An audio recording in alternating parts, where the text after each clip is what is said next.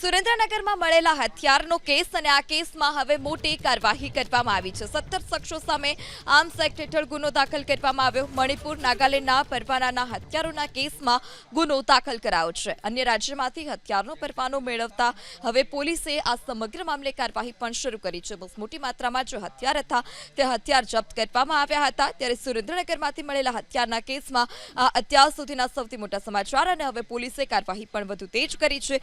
17 જેટલા શખ્સો સામે આર્મ્સ એક્ટ હેઠળ ગુનો દાખલ કરવામાં આવ્યો। મણિપુર નાગાલેન્ડના પરવાનાના હથિયારના કેસમાં ગુનો દાખલ।